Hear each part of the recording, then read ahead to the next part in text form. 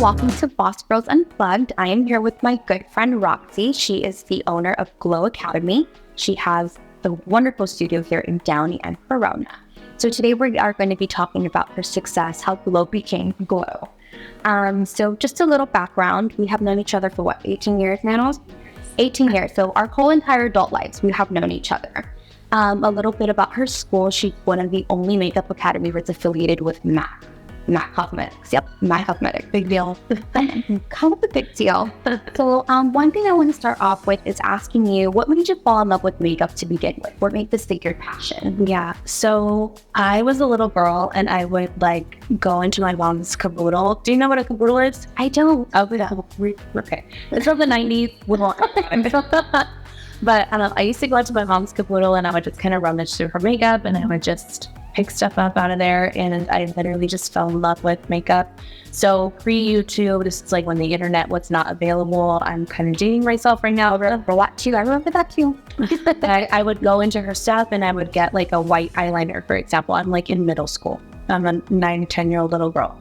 Putting white eyeliner all over my eye, packing eyeshadow on top, and understanding that was an eyeshadow base. So that's how I really fell in love with makeup, just really exploring, playing with it, being that little girl that had blue eyeshadow all the way up to my eyebrow, going to school. I think we went all there. Do you remember those gel pencils that would just my jaw and word that's our eyeshadow? Yeah, I remember that. It's great. And so then you went to work with MAC, right? And you did that for how many years? I was at MAC from 2006 to 2017. Yeah, long time. Perfect. So working with MAC made you want to just open up your own school and be able to teach that other girls. Yeah, correct. So whenever I got a person in the store with me, a client or whatever, they'd come in for one day and I was like, wouldn't you have a seat? I have some new stuff that I want to show you. Mm-hmm. So I really understood the concept of sitting people down, teaching them how to do their own makeup. And then from there, that's kind of where my passion grew for teaching. Got it. So a consultation, but above a consultation. Yeah. So I think it's safe to say that it's become more than a makeup academy for you at this point, right? You have something very special with your students. Can we talk a little bit about more of those relationships with your students? Yeah, for sure. So my students, they feel like they're at home, essentially. It's a sisterhood that we've kind of created. It's a very beautiful culture. It's empowering. It is accepting. We've had students of all the ethnicities, obviously, and then we've also had transgender, we've had gay, women, men. We've had literally everything come through our doors, and it's very, it's just a loving environment and open, safe space. It's a very safe space. And that's why everybody continues to come back to us. So we've been really blessed. Yeah, it's been a journey. That's amazing. Yeah. So do you think having this kind of connection with your students has actually helped you grow as a company? Absolutely, yeah. A lot of times, people or just beauty industry in general, it's almost transactional, mm-hmm. But we want to establish that culture, that loving, supportive, almost like home for our students. So yeah, it's definitely been that. Yeah, I can definitely see why anybody would want to continue on education in your place. Yeah, and I've seen this on my own. She has all her students love her. Everyone raves about her academy. Apart from the obvious skills, and you have amazing instructors as well. Oh yeah, very talented staff. But yeah, everyone that comes out of there just says there's such a really tight-knit community, and we love that for all of us women working together, trying to grow together. Correct? Yeah. So what do you think your favorite part of the job is? My favorite part essentially is, I think it's just grooming our girls and really helping them to understand their power and how they're able to step into their power and help others to step into their power, if that makes sense. So it's almost like a ripple effect. Yeah. So it starts with us and then it goes into our students, and then from our students, it goes into their clients. And so that's what is so beautiful to me, and why I love my business so much, is because we have that effect that's not only just one person, it's 2, 3, 4 people out, and then people end up coming to Glow and taking classes or getting their makeup done or whatever the case may be. Yeah. So it's not just a makeup academy. Yeah, let's bring that up. If you ever wanted to go in and get your actual makeup done, you actually did my wedding makeup. She was my makeup artist for my wedding. I love my pictures. She doesn't even do landscaping anymore. So she did that before it. Yeah, I don't do makeup anymore, but I'm behind the scenes now. That's all I do. It's just behind the scenes work, working with my students, working with my instructors, scheduling and stuff like that. So I'm no longer a makeup artist, but I am. But I'm always going to be. Yeah, I always will be. So what's your least favorite part of the job that you would say that's like the part where it's like, I don't really know if there's a part of my job that I don't like. I love it all. Maybe the hard work, maybe like getting inventory, ordering stuff, like the mundane stuff that really doesn't have that human interaction. Like I love, my logistic part of my business is like whatever, but more like I love my people part of my job. Yeah. I feel like loving what you do is a big important part of being happy. So it's important to love what you do, right? Makes a huge difference. So as a fellow business owner, we all know that owning a business isn't always easy, right? There's highs, ups. There's never smooth sailing for everything. Yeah. What would you say has been the most challenging obstacle for you to overcome as a business owner? Yeah. The first thing that comes to mind is COVID. Yeah. But that's all of us in the beauty world. It was so challenging to transfer. First of all, Zoom wasn't like where it's at today. It literally got bombarded with like people needing to do classes online and stuff like that. So that transition was really difficult for us, but I cried so much because I had started my business in 2019 and then in 2020, obviously we all had to close. And so I had no savings. I had nothing. And I was really scared. I was like, what am I going to do? You know? And so that was the most difficult thing that I've ever been through. We made it out with a second location, which was pretty cool. Yeah. And honestly, like it was one thing after another for COVID though. Like we closed in March, in May, my car got stolen. And I genuinely believe in like redirection, you know, like I feel like a lot of times we feel like things are so bad, but when I sit back and I look at it and I'm like, wow, like I got paid out for, you know, the COVID stuff. I got paid out for my car, like, and that helped me along the process of keeping my business open. So yeah, like you get redirected, whatever, but in the end, it's always going to work out, you know? So I think that that's really important to understand as a business owner. Redirection is always good. And just always keeping like an open mind and always being positive about that. And I'm a true believer that what you put out comes back in. And I feel like you do so much for everyone and you do still kill an artist all the time. Yeah. So what you put out constantly comes back to you one way or another. Yeah, it's like you're always going to be just fine. Right. Thank you. So apart from your bright energy, your bright light that you have on you, what do you think was the biggest thing that helped you during these hard times, like actually business-wise? Like, was it just like a button that you switched on, like I'm just getting my pulse and roll on? Or what was it that you actually incorporated into your business, like new, that you're like, this is what kind of just jumped me back from COVID?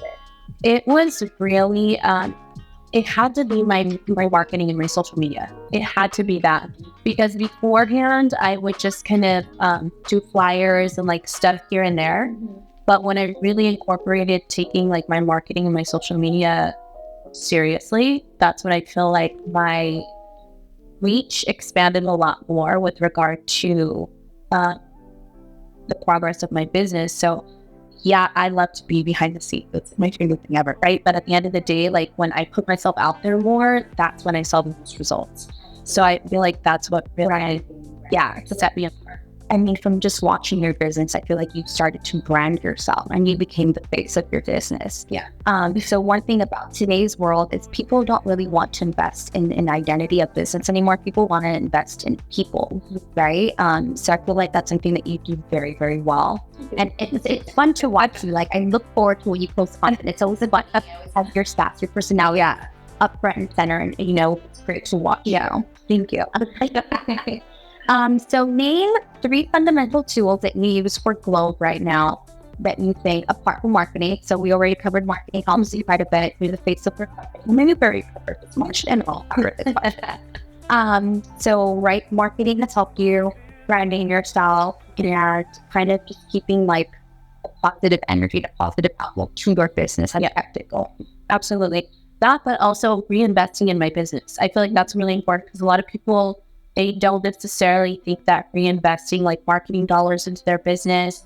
I have friends that reach out to me and ask me for help with regard to like growing and expanding and scaling their business, but they have no money to put into marketing. And to me, that doesn't make any sense.